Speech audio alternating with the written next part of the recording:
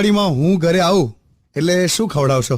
તું આવજે ને ખાલી બંને બહાર ખાઈ આવીશું. કેમ કાકી કશું બનાવવાનું નથી? અરે મને કશું બનાવવા જ નથી દેતા. અલા પણ શીરો બનાવે એમાં હિંગ અને અજમો કોણ નાખે? તમને શું ખબર પડે? કોઈ વેરાયટી છે તમારી લાઈફમાં? આ ગઈકાલે મેં તમને એવું કીધું કે તમે રસોડામાં જાઓ અને એમાંથી ગરમ મસાલાનું પેકેટ લેતા આવજો.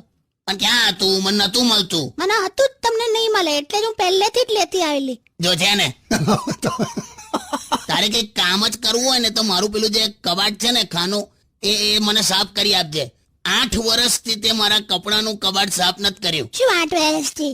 જલાઈ ગઈ તું. શું જલાઈ ગઈ? કઈ રીતે જલાઈ ખબર છે? તું પેલા ન્યૂઝપેપર પાથરે છે કબાટમાં, પછી એના ઉપર કપડા ગોઠવે છે, બરાબર? હા. 2009 ના ન્યૂઝપેપર છે. ચોટીલામાં કોક લૂંટફાટ થઈ હતી એવું લખેલું. સારું, આ વખતે કરી આપીશ બસ. એટલે બધા પોતપોતાના કબાટમાં જોઈ લેજો ન્યૂઝપેપરો બધા ક્યારથી સાફ નથી થયું તે. સારું હવે. જૂનામાં જૂનું શું મળ્યું માળિયામાંથી? મારી ગર્લફ્રેન્ડ નો લવ લેટર મળ્યો. બોલ. સાવ ગપ્પા મારે છે, કોરું પાનું હતું ખાલી. એ તો એ વખતે બોલચાલ બંધ હતી અમારી એટલે. જાવ ને યાર. લાવે પરણેલો તો ખાલી શાકભાજી જ લાવે. એવું હોય તો થઈ જાઓ પાછા જવાન, થઈ જાઓ સિંગલ. જાઓ તમે કોલેજ લાઈફ જીવો, છક્કરીઓ ફેરવો. તારું શું થશે? મારું કશું નહીં. इसमें तेरा घाटा मेरा कुछ नहीं चाहता. તો મેં જો ગુજરાતી ના હોતા તો અઢળક લે આતા. અસરી ના મારો. તારે છોકરીઓની લાઈન પાડી દેત મેં. એમ? હા, પણ પછી પપ્પા એવું કીધું કે હું ખોટું પાણીપુરી લહેરી ચાલુ કરવી એ બરાબર ના લાગે એમ. અચ્છા, એ રીતે લાઈન પાડત મને અત્યારે તમે હસાઈ દીધી. હા તો હસીકાર સોંગ સાંભળ. ડેટ પર લઈ જાવ ને. કોણ મેં? અરે હું લઈ જાઉં એમ. તમને ખરા પરખા થાય છે. લે પૂછ્યું લે ખાલી અમે. આ શું કહેતો તો? તો અત્યારે ગર્લફ્રેન્ડ ને ડેટ પર લઈ જઈએ ને એટલે એટલો બધો ખર્ચો થાય છે કાકા. લોંગ ડ્રાઈવ પર જવાનું, પિક્ચર જોવાનું, મોંઘામાં મોંઘી રેસ્ટોરન્ટમાં ડિનર. આનું કઈક સોલ્યુશન છે? જવાનું એમાં શું? ઉભી રહે ને. જો હા, તું રેસ્ટોરન્ટમાં જાય ને એટલે ગર્લફ્રેન્ડ ને એટલું જ પૂછવાનું, શું ખાઈશ જાડી? થોડી ગાળો ખાવી પડશે પણ પૈસા બચી જશે.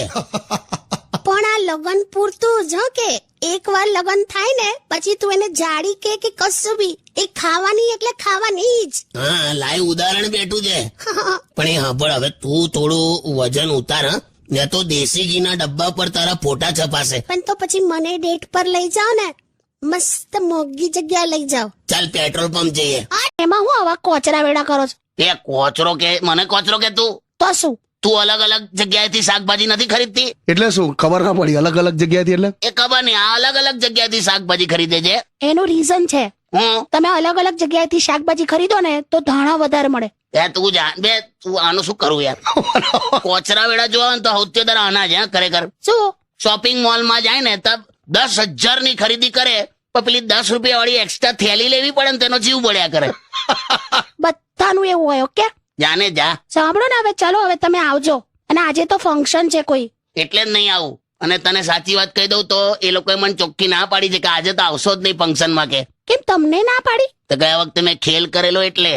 શું કરેલું? એટલે બધા ભેગા થયા ને તો આમ જબરજસ્તી મને ગાવા માટે ઉભો કરી દીધો. હવે મારો અવાજ જો મેં ગઈ શકું કોઈ દિવસ? મને કે ના ના ગાના પડેગા, ગાના ગાઓ. જબરજસ્તી ઉભો કરી દીધો મને. તો મેં હવ જનગણ મને ગઈને બધાને ઉભા કરી દીધા. લે સાંભળો, હા, પેલા રસોડામાં પેલું મેં ખોલ્યો દરવાજો ને પેલા આમાં હું ડબ્બામાં શું મૂકેલું? ગાંઠિયા છે. ક્યારે લાયા તમે? ગઈકાલે રાત્રે. કેમ? ફેંકી દીધા મેં. ઓલા કેમ લા?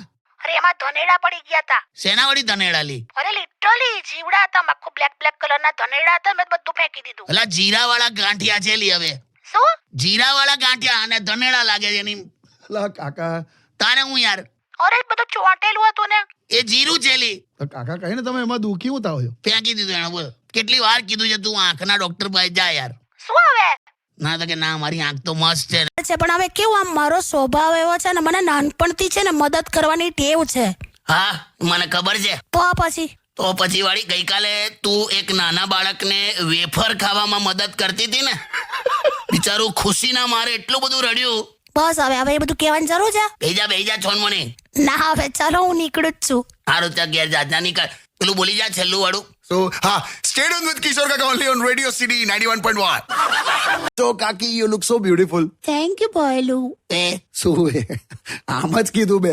ના, બરાબર બોલ્યો. એકચ્યુઅલી છે ને મેં નવી નક્કોર હમણાં જ મસ્ત સાડી લીધી છે, તો આ મસ્ત મેં પહેરી જો ને, કેવી લાગુ છું? મસ્ત એકદમ જોરદાર. તમે તો કહો હું કેવી લાગુ છું એમ. હવે છે ને આ એક એવો સવાલ છે ને કે જેમાં સત્ય એ શાંતિની સામે કરેક્ટ. પછી પરણેલી સ્ત્રીઓનું સૌથી મોટું જુઠ્ઠું પણ સ્ટાઇલ જો હે મારે એમને પૂછવું પડે હરામ બરાબર કોઈ દિવસ એક વસ્તુ પૂછીને કરતી હોય પછી પરણેલા પુરુષનું જુઠ્ઠું કયું? મારે એમાં એને શું પૂછવાનું કે પૂછ્યા વગર ટીવી ની ચેનલ ના ફેરવી શકતો હોય પણ આવી સ્ટાઇલ મારે બીજી એક સ્ટાઇલ છે આપણે ધારો કે ફોરેનમાં કોઈને ગિફ્ટ આપીએ તો એ શું કે થેન્ક યુ. આપડી ત્યાં શું કે ખબર છે? અરે આની શું જરૂર હતી કરીને લઈ લે આખી ગિફ્ટ કઈ નહીં મારો બધા સ્ટાઇલ મારો બુલેટ જીતો સ્ટાઇલ મારો કોન્ટેસ્ટ રમો રેડિયો સિટી કી bullet only on radio city 91.1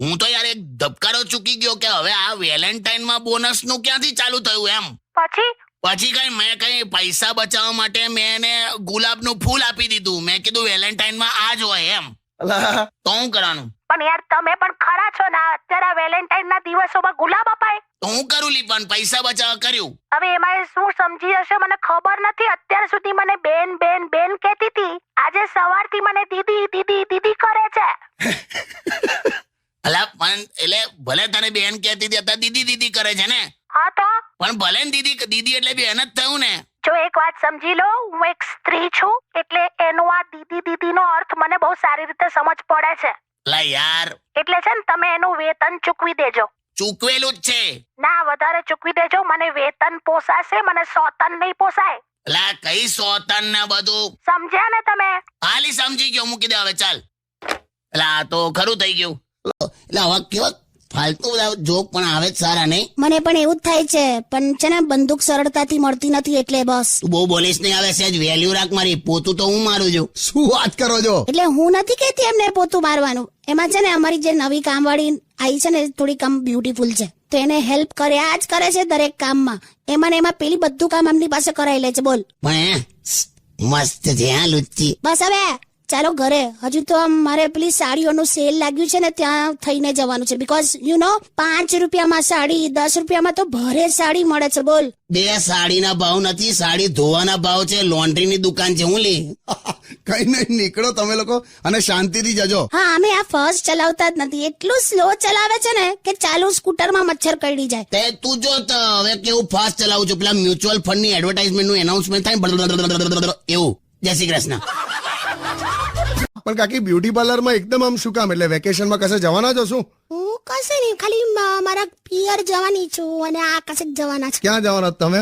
એ તો ખાલી 2 દિવસ પાટણ જવાનો છે તમે પાટણ જવાના છો વાવ છેલાજી રે મારે હાટુ પાટણ થી પટોળા મોગલાવજો એમ એ પટોળા કેટલા મોંઘા હોય ખબર છે કેટલા 50,000 થી શરૂ થાય 10 લાખ સુધી મળે છે કેટલા મોંઘા આવે છે તારે છેલાજી છોલાઈ જાય ખબર આમાં પટોળા પીએફ ના હથોડા વાગે બહુ તમે તો ટેન્શન ના ચાલ મસ્ત સોંગ વગર ને પહેલું તમારો અવાજ તો પેલો ફાટેલા બંબુ જેવો છે. યુનિક અવાજ છે યુનિક હોશિયારી ઓડકાર ફસાઈ ગયો એવો એ જે હોય પણ છે ને તમે છે ને આ થોડું પેટ ઉતારો યાર બહુ વધી ગયું છે કાપ્યા વગર તડબૂચ ગળી ગયા હોય એવું એ આ 23મીએ ફેસબુકની ઓફિસમાં તમને બધા જોશે ને સવારે મુંબઈમાં બાપરે કેવા લાગશો ઉતારું છું લી આવે પણ ક્યાં એટલું બધું પેટ છે કાકી? છેલા છે આ ગઈકાલે અનુભવ થયો બાઇક લઈને પેટ્રોલ પંપ ગયો મારું પેટ એટલું બધું બહાર આવી ગયેલું ને ટાંકી પર તે પેલો એવું બોલો કે કઈ ટાંકીમાં નાખું અલા